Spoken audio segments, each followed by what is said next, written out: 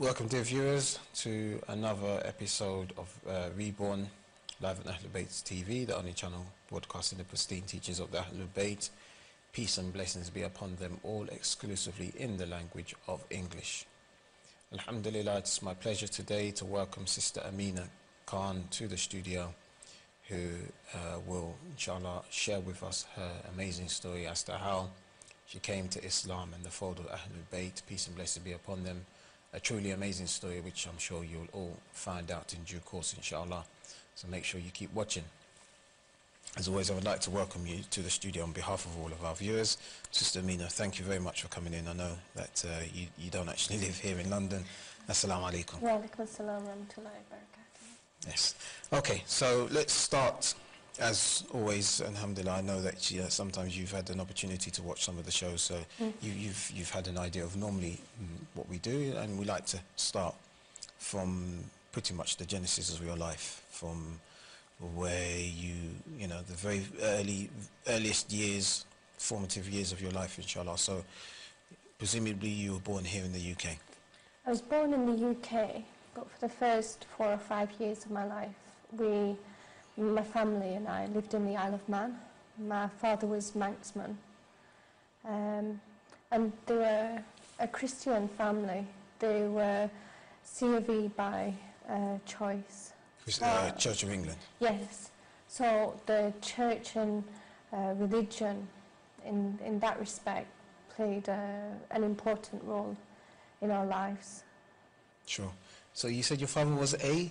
Manxman. That means he came from the Isle of Man. Ah, okay. Yeah. Apologies. Sorry, I thought it was some religious title. Okay. So you were Church of England, and you remember, I guess, in these early years, going to church and so on and so forth. Yeah. I mean, what did it entail? Was it just simply going to church on a Sunday, or? Well, for most of us, it was going to church on a Sunday.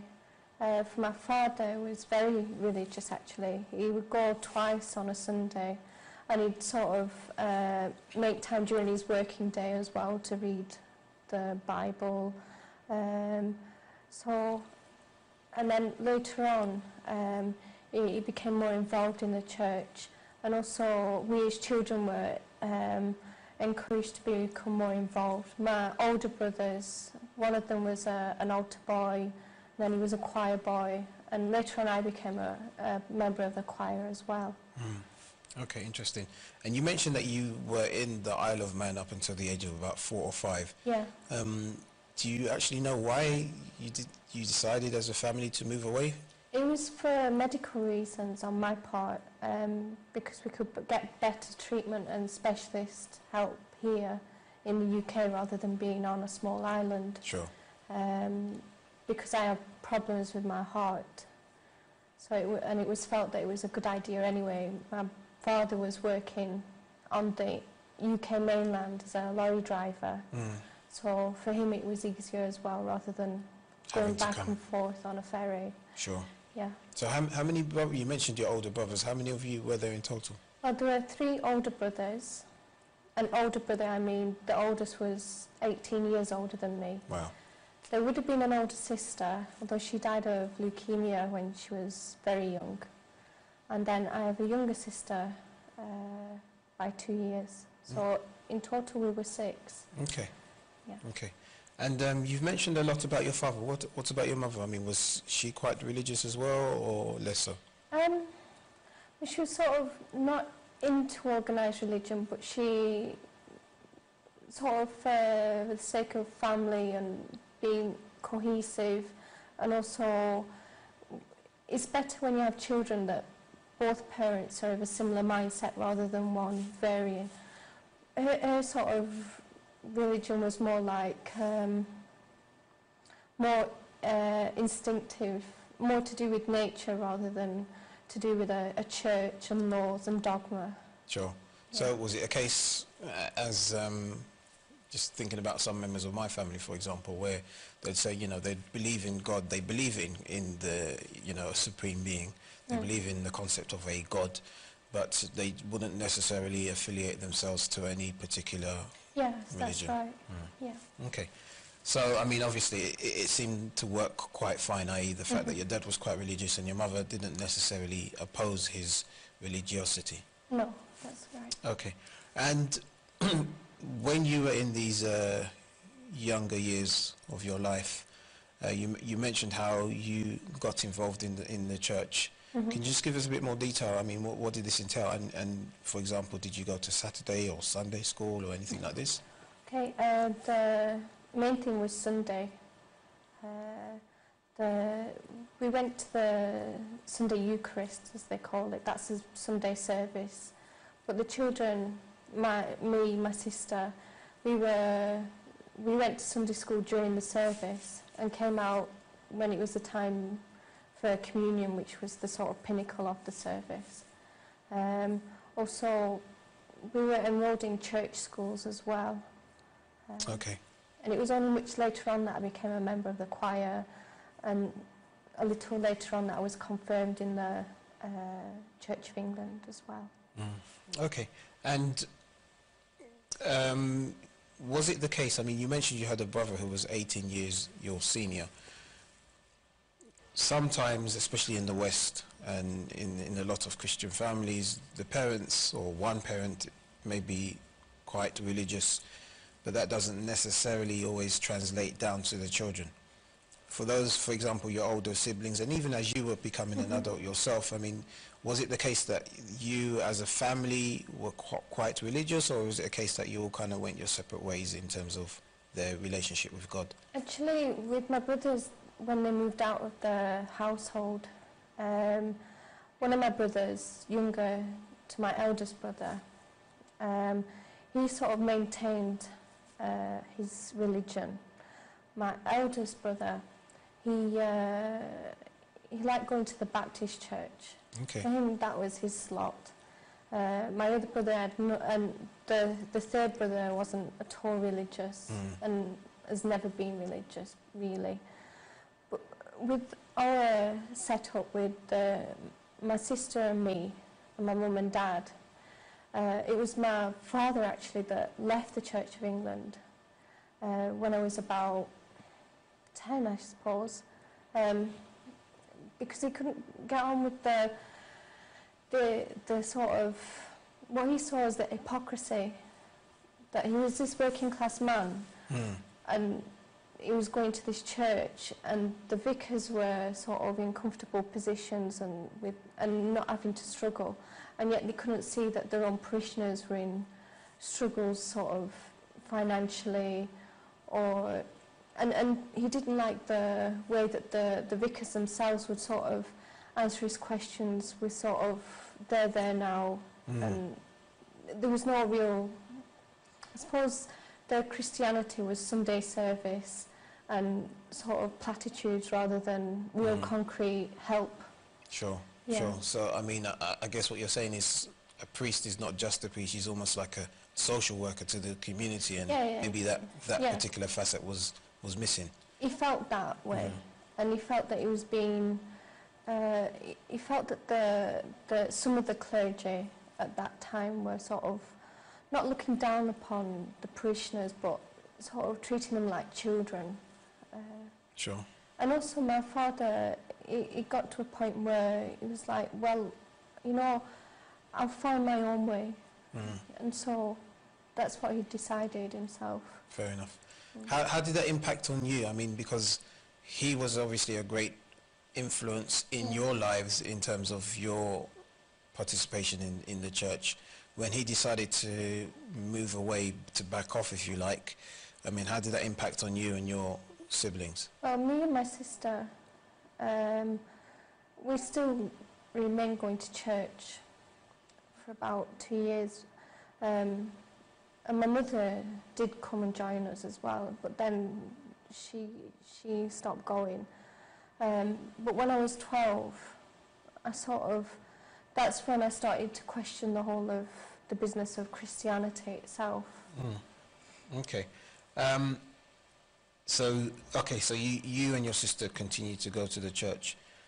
Just going back to your dad for a second, what did he then do? I mean, he decided to find his own way. Did he find his own way into another church, another kind of sect, Christian sect, or was it just a case that religion became something personal to him? No, the religion did become something personal to him. It sort of became more akin to my mother's way of thinking, although she hadn't done anything Sure. to sway him that way. It was just more, you know, I can do it on my own. Why do I have to go on a Sunday and worship a God on a Sunday, you know, when I can do it on my own and around myself. He at that point in his life, he was a gardener, and he liked being with nature, and he kept some livestock as well. Okay. So that's how he sort of found God and things through creation and nature, rather than going to a drafty building. Sure. And just sort of singing a few hymns on a Sunday morning. Sure. Yeah. Drafty building, yes, that Yeah. brings back a lot of memories. It was always very cold. You used to keep your coat on. So you were saying that at the age of 12, you yourself began to question the whole setup, if you like. And what conclusions did you draw? I think it was before I was 12.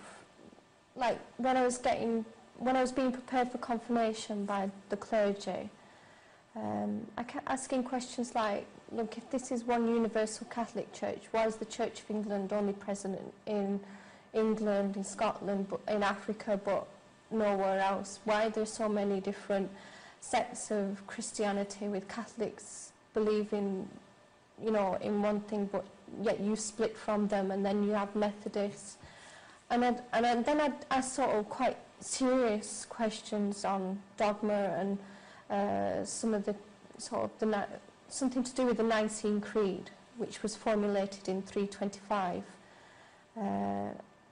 For instance, like, who decided that Jesus was man? And later on I found out it was the Council of Nicaea that had voted that Jesus was just man and also God. And Sure. so it was quite deep questions, and I get, you know, you shouldn't be asking these questions. They're a matter of faith, and also, you know, if you keep asking these questions, you won't be confirmed by the bishop. And so it was sort of debated among them whether I should be confirmed. Really? Yeah, and then also with my checkups I had to have in London.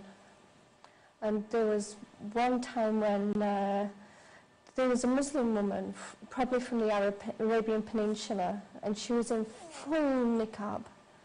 And you could only see her eyes, and my father was sort of, you see this woman, you'll be like her in about 10 years, in 20 years' time. And so I was like, okay, fine. He was always saying daft things like this. Then a few months after, one of my older brothers had joined the army, and he came back from Turkey, and my sister got jewellery, and I got prayer mats. You got prayer mats? Really? And he was like, oh yeah, Dad said you'll need these, but so you might as well have them. And I was like, wow. Anyway, so when I was 12, I left the Church of England. I didn't stop believing in God, but I did stop believing in... I suppose I lost my faith in the Church of England rather than losing my faith in God. In God. So you decided that the Church of England wasn't for you. It's quite a common story, this, you know, if you become what would be considered a difficult parishioner, i.e. asking difficult questions, and this concept of it's a matter of faith, not so much intellect. Were you having these discussions with anybody that was your age? The only reason why I'm asking is because I'm thinking people your age would probably think, what on earth are you talking about, you know? Why aren't you talking about, I don't know, whatever it was in those days, pop idol, whatever it was in those days, as opposed to... E17 and who's your favourite pin-up? This was what was at school. Yeah, so I'm assuming you didn't have these conversations with your fellow colleagues. I suppose it was my medical condition that prevented me from sort of being involved in PE, for instance, and building up team. And also I was so into my books and reading and learning, because from a young age I thought, if I can't do anything physical, then I can do something with my brain, which I did do. And so I wasn't into these sort of conversations that didn't go anywhere, didn't mean anything and that. So I like sort of thinking over things myself and coming, you know, reading and getting background information and coming to a conclusion myself. Sure, sure. So tell me what your father meant. I mean, it seems as though he meant you were going to become a Muslim at some point in the future, but I mean, why would he look at his 12-year-old daughter, somebody who's just moved away from the church, probably doesn't have any sympathy for any other religion, and probably not Islam, especially, you know, if he had bought into the kind of image that, you know, one sees in the media on a day-to-day basis. Why would he say something like that? How was he able to, you know, obviously he knew his daughter well enough, but, you know, how was he able to come to that conclusion? I don't know, he had these sort of premonitions or intuitions, whatever you want to call it, of many other things as well. So, and he'd say these things sort of out loud to you, or whoever it concerned. But you really wouldn't take him so seriously, or you'd think, okay, fine, yeah, whatever. So, that was it really. It wasn't. Sure. And at the time as well, I mean, Islam and being Muslim wasn't in the media, say, in the 1990s as it became, you know, after 9/11 and, you know, subsequently as the dawah and the spread of Islam. You know, it was quite... Islam was sort of a religion where, as far as the people who I live with were concerned, it's like, oh, it's to do with the Pakistanis, you know, in such a part of Accrington, and such a part of Blackburn. So it was seen as an ethnic religion for a particular ethnic group? Yeah, well, the main sort of people that were Muslims were either from India or from Pakistan. Sure. In our area, suppose if we'd have come across Arabs or that, we'd just say, oh, it's from Arabs. But there were no Arabs in Lancashire. So tell me, what happened then when you decided that the Church of England wasn't quite for you? Did you actually have your confirmation? I had my confirmation when I was 10. Oh, okay. Actually, my dad had the premonition when I was 9. So, but when I was 12, I made up my own mind. Sort of, there's no point in me going to church when I don't believe what they're saying. And then I come to the conclusion, I'll either come back or I won't come back, or I'll find something different. But I wasn't, for about a year after, I wasn't actively seeking out anything else. So, so what did you do? I mean, because presumably there was this vacuum. You know, you'd spent the best part of your life up until that point being involved with the church. You know, your dad a few years ago has pulled away, and now you are doing the same thing. Presumably, I'm guessing maybe your sister followed suit as well. Oh, she'd done it actually before me, so it was just me at one point going on my own to church. Sure. So presumably there must have been this vacuum. I mean, as you said, you know, the church played a very important role in your life, and so, I mean, how did you fill that gap? Did you then just, you know, do what other teenagers did and, you know, stuck the posters up on the wall, or was it just a case of reading on your own? I mean, how did you... Yeah, I sort of got stuck into my music and studying music mainly. I used to play the piano. Okay. And also just getting stuck into reading, and I was studying hours at school, so... Sure. So you had enough. Yeah, and so I wasn't sort of seeking anything else. But then gradually I needed to fill something. So I thought, okay, I'll go to the local Catholic church and see what that's like. Okay. Yeah. And how old were you when this was, when you started going there? This was when I was about 14. Okay, so after a couple of years of, you know, so you decided to go to the Catholic church. Yeah. And the result was? Well, then I was received into the Catholic church when I was 15. When you say received? Well, they say received, it's like being reconfirmed again. Right. Into the Catholic church. Right. So, and I studied the dogma and doctrines and things, and at that time it was sort of, there seemed to be more, although there were more rules, it seemed more structured, I suppose, and I think that was what I was after at that point. Sure, sure. And all of the questions that you were that you had previously, were they still there? Were these questions that you posed to the Catholic bishops as well, or not really? Was it just the fact that you had this structural, or there's more structured religion, that, you know, that the questions kind of took a back seat? The questions did take a back seat for several years. The thing was, it wasn't just the structure. I did feel sort of I was doing the right thing in the eyes of God to become a Catholic. And the thing for me was that if I was doing something that I felt I was sort of being called to do, then that's what I should do, regardless of whether people were happy about it or not happy about it. And were people, well, what was people's reaction? I was sort of, friends of my peer group weren't happy about it. You know, like, the friends I had were leading different lives, I suppose. And they were saying things, oh, you know, if you get pregnant and you can't have an abortion, or, you know, if you're with your boyfriend you can't use contraception, and things like this. And I was like, well, why would you need to be using it? You shouldn't even be doing these things. Sure. So it was quite, and it was sort of, well, why do you want to be a Catholic then? And sort of, well, this is the right thing for me to do. And, so they couldn't understand that concept. Sure. What about your family? My mother was sort of, she didn't like it, but she settled with it.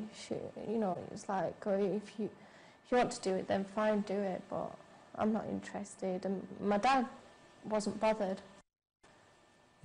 And your mum's displeasure, was it because it was Christianity again, or because it was organized religion? Whereas, you know, she had this more kind of, don't know what the right term is, but her way of looking at things was, you know, it's more internal, if you like.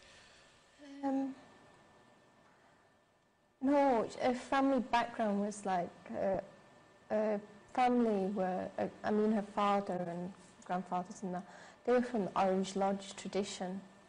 And if you have any history of Northern Ireland and Scotland, there was a big enmity between the Orange Lodge and Catholics. Right, of course. So that was her background. That makes sense. Yeah. Okay. So, but of course, your mother wasn't going to stand in your way. No. Okay. So. And again, was this something you did on your own? I'm assuming now your younger sister, probably found her own way in life, if you like. Yeah, she did. She totally went off religion, completely, to the point of atheism. Whereas I sort of, no, there's still something there. And yeah. Okay. So what were your experiences? I mean, did this?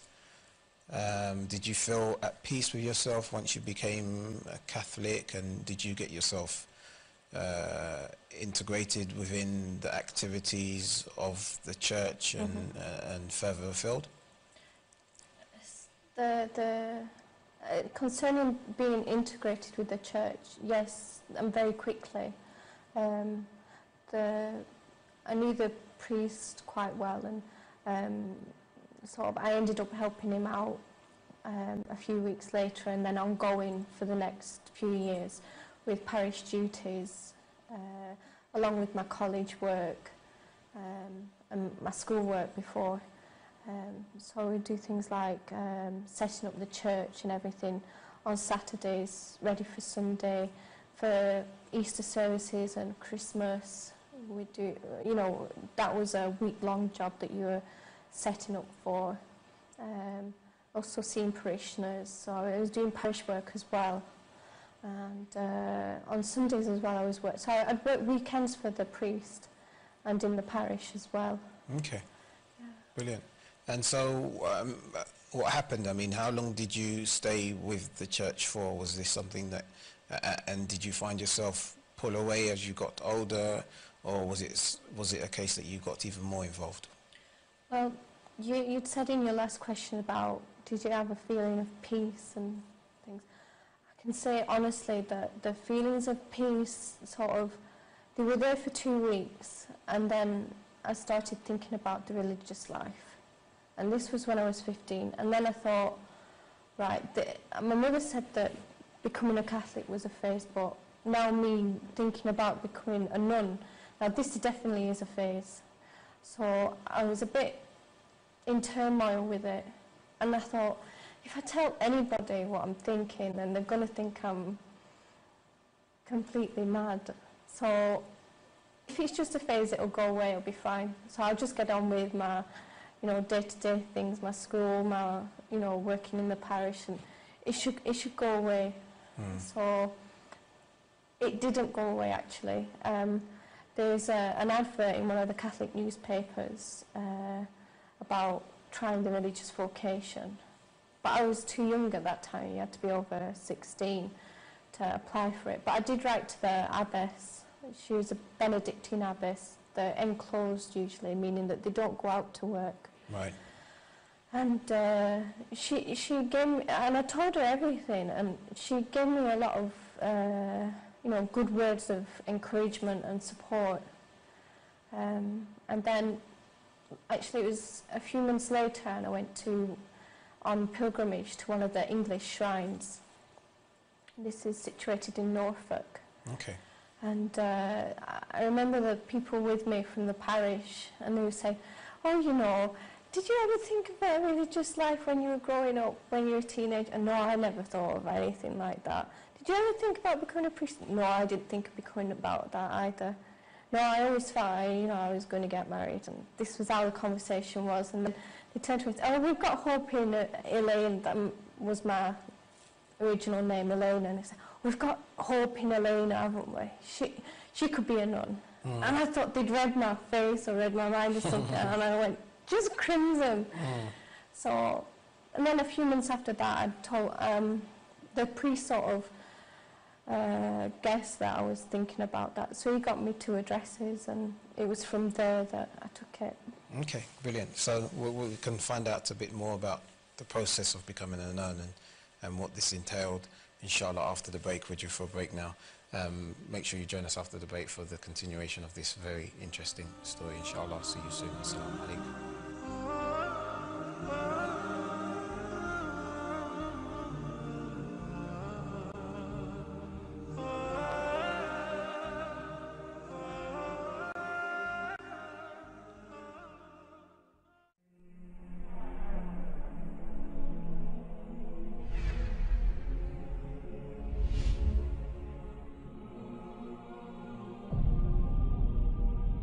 Ahlul Bayt TV, the holy household for every household.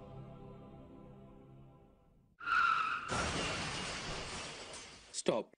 Have you had a road accident, slip, trip, or accident at work? Did you know that you can get between £1,000 to £10,000 of compensation for your injuries? We will also give you a cash back of £150 if your claim is accepted by us.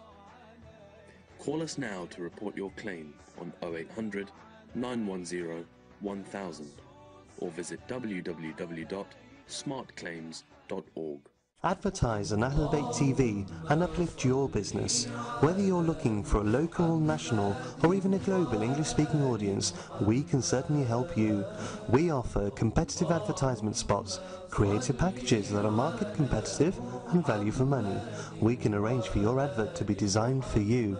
We have a range of packages to suit every budget, with prices from as little as £15 a spot. Visit our website ahlulbayt.tv/advertise and register your details to receive a special promotional code.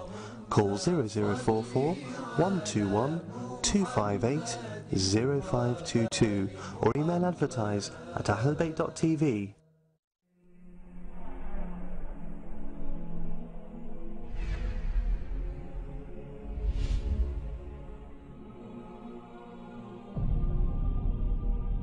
Ahlul Bayt TV, the holy household for every household.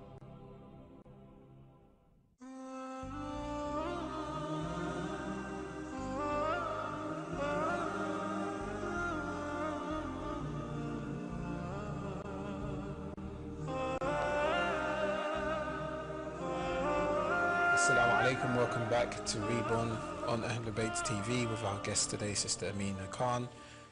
And just before the break, Sister Amina, you had got up to the point where those around you within the church had realised that you were thinking about becoming a nun. Mm-hmm. How old were you at this point? I just turned 16. Right. Yeah. So literally a year or so into joining, after joining the church. Yeah. Okay. So you mentioned how the priest helped you get some numbers, and presumably you applied at that stage or later on? The thing was, you gave me 2 addresses to get in contact with. One was an active order that specialised in nursing the elderly and the sick, and also running a guest house, hospitality. And the other address was of a contemplative order.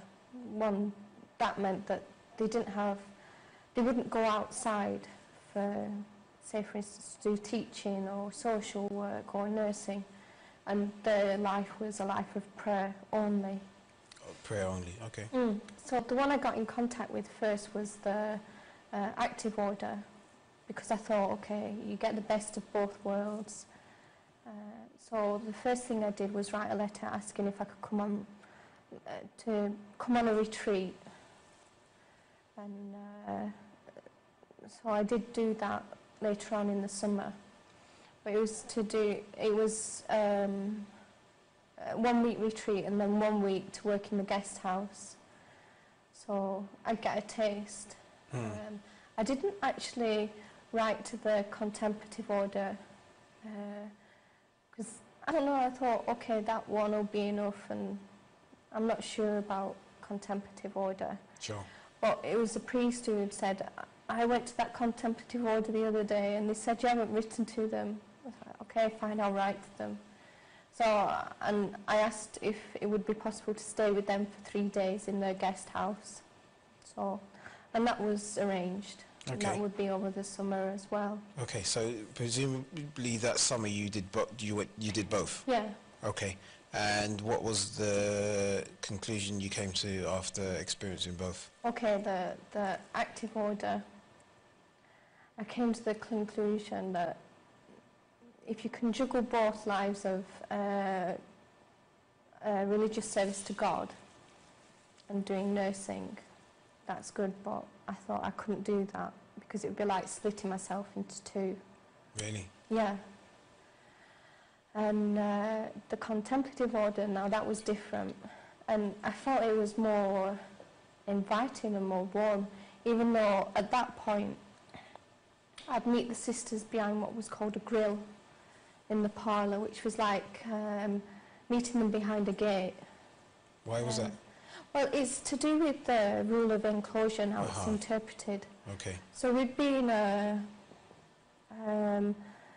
room, but it would be partitioned by a small wall and these gates, and part of the gate would open. And on my side it would be carpeted and comfy chairs, warm, nice, curtains, and then on their side it was bare wooden boards, white wall, crucifix, a hard chair, and that was that. But actually that appealed more to me. And also that the time I spent with them, I was also allowed in the garden. And the gardens were huge, and they were nice, and so that's how I got to see sort of a bit more. And I met different sisters each day while I was there. The 3 days you were there. So you then decided that you were going to join the contemplative order? And no, I thought my calling was sort of heading towards being contemplative, to be enclosed. But it wasn't for another few years before I could actually join them. Because? Because of my age. I was 16, you have to be over 18. Right. And also I looked into different contemplative orders during that time. And also another monastic house, which was of the same order as the same ones I'd stayed with. So you joined one of the orders at the age of 18? No, I was at college doing my A-levels. Okay. and and then I'd finished college and I went to on like a pilgrimage to Assisi and Rome, and I'd sort of been not put off the idea of being a religious, being a nun, but I didn't think it was right for me. When I sort of began the pilgrimage, but when I came back, I thought, and I had the choice of going back to college. So I went back to college on the Monday morning, and halfway through the morning I just sort of decided, right, I'm going to ask to enter. So I walked out of college, wrote a letter, and I said, there are a few things I said in it, and I said the last thing, and another thing is I'd like to ask formally for permission to enter the religious order. So I sent the letter, and I was going in a few weeks because they were having a profession of one of the sisters, which meant she'd finished all her training and novitiate, and she was being professed as a nun properly. So she'd swap a white veil for a black veil, and she was in there then for life. Really? Yeah, so that was when we decided, okay, come and see us properly then. During that time frame, from when I was 16 to when I was 19, I'd sort of had I'd been in for a month at a time with the sisters, and sort of been on open days, and been with them for like some weeks during my half term and that. So I got to know them, and they got to know me quite well. Okay. So, how long were you in this particular order for once you decided to join at the age of about 19? Yeah, I was in the order itself for about 4 years. Really? Yeah. And how long does it take for you to swap, or for one to swap a white veil for a black veil? In other words, did you manage to get through the whole process of, if you like, the graduation process, or was this something that would have taken a lot longer than 4 years? It would have taken a minimum of 4.5 years. So Really? I was near the time. So you were quite close to the end of your tenure, and then you decided that. Did you decide to leave yourself? Yes, I did. Why? Well, during my monastic life, my life as a nun, it wasn't just sort of a life of prayer. You know, you get up in the morning, you pray all day, all afternoon, all evening, go to bed, and that's it. We had other jobs to do, and one of the jobs I was printing, I had novitiate for my training, but the other thing that I was encouraged... novitiate, sorry, if you could just... Novitiate was like training. So one of the sisters would be your novice mistress, and she would sort of teach you the rules of the order, and about the order's saints. Our order's saints were Carmelites, so Saint Teresa of Avila and things like that. But that was the novitiate training. But I was also encouraged to do studying. Okay. So things like early scripture, Jewish and Christian scriptures. Okay. A lot of Bible study, early church history. And it was doing this studying and also learning Arabic from one of the other sisters. Learning Arabic? Yeah, she'd had 3 years in Cairo, Carmel. So this is presumably a Catholic order in Egypt. Yeah, okay. It was. It's now in Al Fayoum. They moved, but at the time they were in Cairo, a Catholic order in Cairo, and they were quite an international community. And one of the sisters at the monastery that I was in, she had gone to Cairo to help out. And she'd learnt Arabic from one of the Lebanese sisters and from the Egyptian gardeners, you know. So then I found out about this, and I've always been into language learning, and so I was like, teach me some, and she's like, okay, fine. So she taught me some, and then we went together to sort of like learn more about Arabic. And you went together, what, well, outside of... No, we sort of, that's a bit wrong. We sort of encouraged each other to sort of continue learning Arabic. So it meant sort of getting books from the library, or there was one where we got a New Testament, a children's New Testament in Arabic. Okay. So we'd sort of painstakingly try and learn the Arabic and read the Arabic. Yeah. Was there a copy of the Quran in English or Arabic in the library? That was one of the things that sort of guided me to Islam. With the studying, my questions came back, but this time I could sort of base my questions on certain facts that I'd found and certain holes that I'd found within Christian and Jewish traditions. And also learning Arabic, there was one, when I was first learning Arabic, I'd learn a phrase a day. So one thing was, like, tomorrow there will be apricots, bukra fi mishmish. Then we'd sort of try and sort of get the grammar from it. Then another phrase that my course sister told me was, La ilaha illallah Muhammadur Rasulullah. So it was interesting, the grammar, and I knew what it meant.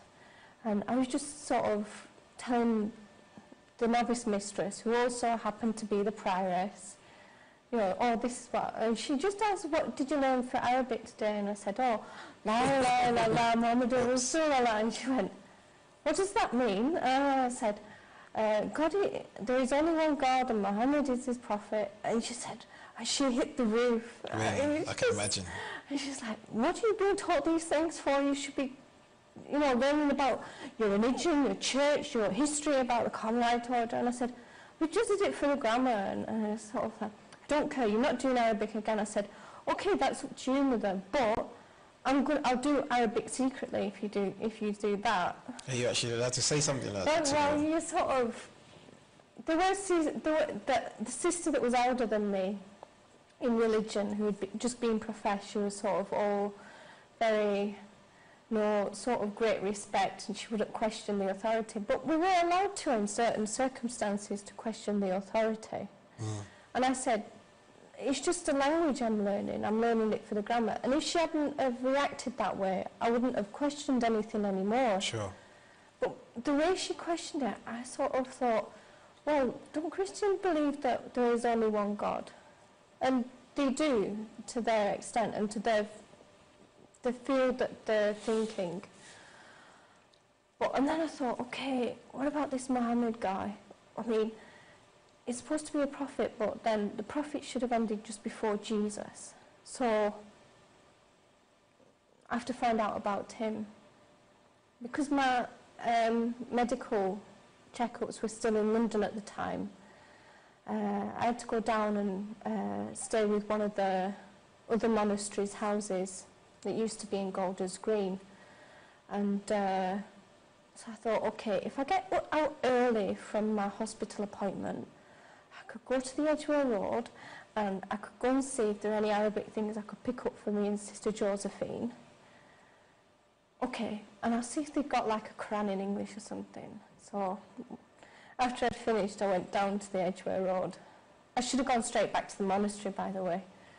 And I picked up a few newspapers and things, and then I was in one shop and the man said, oh, you're reading Arabic? And I said, yeah. So he spoke to me in Arabic, and I spoke back. And he said, oh, that's great, have them. I said, oh, thanks, but you don't happen to have like a Quran in English or something? He said, yeah, take it. And he gave me a Quran in English, and it was so small I could fit it under my habit and sort of sneak it into the monastery. So, but they didn't have any in our monastery library. They had 2 books on Islam. One was a very childlike book saying, know your Muslim neighbour, and the other one was, I think, on Sufism. Nothing about So what happened itself. with this smuggled Quran? It got hidden in my, it got hidden in my cell, which was my bedroom. The nuns refer to the bedrooms as cells. Really? Yeah, it's supposed to go back to the, because our order was like from the Middle East, the ancient rule, we had little sort of hermitages on Mount Carmel, and the little hermitages were called cells. Right. So that's where it came from. Okay. So when you opened up this book and started to read, what happened next? It was sort of, I'd start reading it, and then things sort of, okay, so it says that in Christianity. I'd start thinking, that says that in Christianity, this says that in Judaism, but it's saying this in Islam. Actually, this is making more sense. And as the further I read on, sort of things sort of stood out, and the science of it stood out.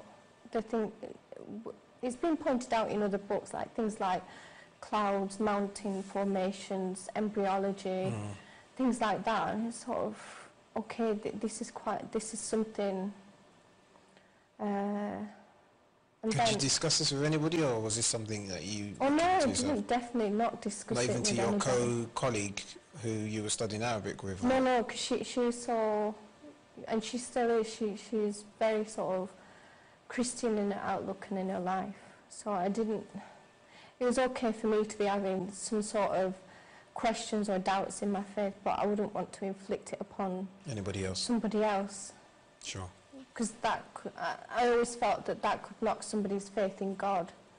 Sure. Yeah. Sure. So this comparative study, if you like, was taking place, i.e. you were coming across, you had some idea of Judaism, of course you were quite fluent in Christian theology, and now you were coming across Islamic theology and seeing that no doubt many commonalities, however some differences, and for the most part a lot of the differences made more sense than what you maybe adhered to before. Yeah. So then what happened? It was coming across the verse in Surah Ma'idah, that there are priests and monks amongst you, and they recognise the truth. I think it's Surah Ma'idah 85 or 87, I'm not sure. And it was that verse that actually sort of, okay, then I put down the Quran, and I didn't go back to it actually after that. I was thinking, and then at that point, I was doing canon law, so it meant that I was representing other sort of people, especially religious sisters, if they wanted to leave, or if they wanted to change house, for instance. There were certain things to go through and procedures. And I was also looking into early Christianity, a degree level study. Okay. Everything that we studied, it was to quite a high level, but we could never get recognition from it, because nuns are supposed to be humble and self-effacing. Right. Yeah, sorry. We've just got 5 minutes left, and unfortunately, we haven't covered all of the stuff that we want to. But just tell me very quickly. Of course, unfortunately, I'm having to rush you a bit here. First, what was the straw that broke the camel's back? In other words, what caused you to leave the order? And then, second, how did you go about finding out more about Islam and becoming a Muslim? Yeah. At the time, my health had deteriorated quite significantly. And also, for myself, I wasn't able to participate fully in the day-to-day activities of the religious life. So I used that as an excuse to leave the order. There wasn't any one thing, but it was more to do with me deciding, right, I've got to go and find out about Islam, and then I can become a Muslim. Really? Yeah. You'd made that decision? Yeah. So in my heart, Christianity, that had stopped. So I'd left the order, and it was over a period of 18 months that I found out about things. It was such a lengthy thing because my father died during that time, and I also had to sort out the financial arrangements for my mother and the rest of the family, make sure everything was okay, and then I could go ahead and set up. And then I'd started a college course, and I met a few Muslims on that college course. So, and I asked one of the girls sort of about Islam, and she and her brothers were into Sufism as their spirituality.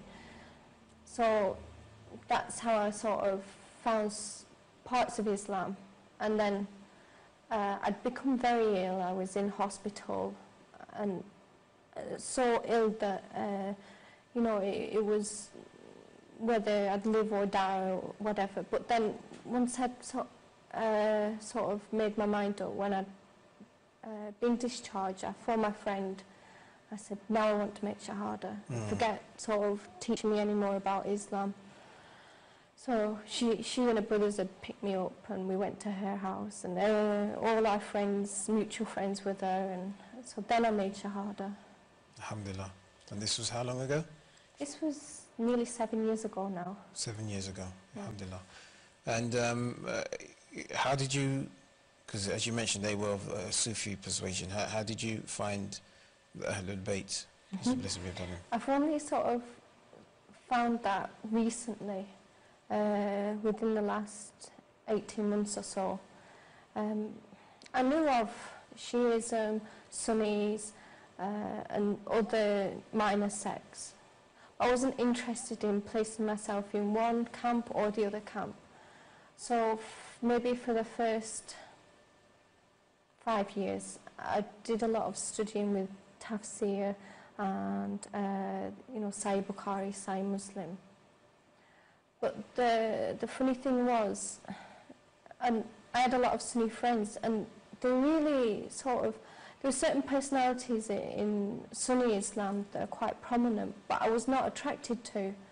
Whereas there are other figures that I were attracted to, but that lent more towards Shia Islam. Well, what was the attraction in the first place? Because they were, what, towards Shia Islam? No, sorry, the personalities that you, is this from what, from historical readings or? Yeah, it was later on that historical readings that I'd sort of become okay, and also using logic and reading more widely and more academic papers. Sure. And the reaction of your Sunni friends was? It's sort of a hot potato, isn't it, if you say you're Shia or you lean more towards Shiism. It's that, oh, what are you doing being Shia? You know, they curse this person, they curse that person, they do this, they do that.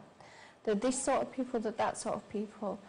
And I'm like, I've never heard anybody cursing anybody else in any aspect. And the things you refer to are actually, you know, like for instance, they're so, you shouldn't have bid'ah, no bid'ah at all, but yet a lot of their historical figures have sort of based parts of Islam on bid'ah, on innovations and things. And it was reading a very good book by a non-Muslim, Wilfrid Mandelberg. Yes.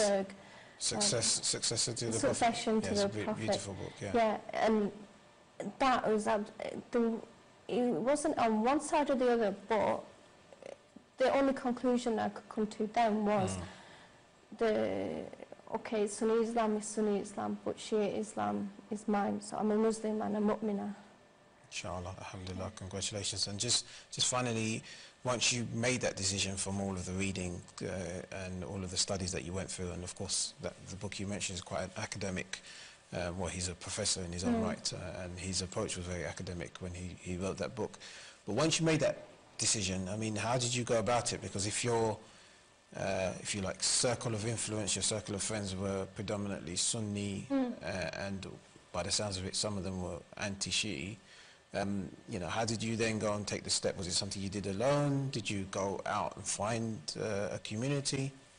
Going back to once I'd reverted and I moved out of the family home, I didn't know how to pray. I wasn't taught that. And it was a good friend of mine who taught me how to pray. But he prayed as a Shia Muslim. but I didn't know the difference between Sunni or Shia, you know, ways of prayer. So, and I've always prayed as a Shia. So, and that only sort of came to me about 3 years ago. Okay, fine, it's just prayer. And I was doing it that way. And now, with the help of my friend as well, I've been able to sort of widen my circle of Shia friends by going. This year I was really happy to be involved in the Majlis near to where I lived in Bolton, and also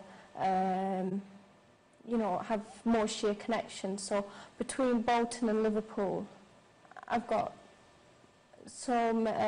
more Shia friends and contacts. Although I'm still in contact with my Sunni friends, because I'm not going to sort of stop contact like that with them or at any time, because first of all, they did do a lot for me during my formative years, but also they're good friends now. And they're Muslims too. Of course. So there's no need for any breakup or breaking. But if anybody sort of says, you know, you're doing this and you shouldn't be doing that, and if I know correctly, I'll tell them, no, this is the way because, and ABC. Brilliant. Sister Amina Khan, it's been a pleasure to have you with us. Thank you very much for sharing your story, from becoming almost at the cusp of becoming a nun to becoming a Muslim and a follower of the Ahlul Bayt. I'm sure you all will share me in thanking Sister Amina for that. Thank you very much for joining us. And please remember, if you know of anybody who would be interested in sharing their story of how they came to Islam, then please email us at reborn@ahlulbayt.tv. Once again, thank you for watching. Assalamu alaikum wa rahmatullahi wa barakatuh.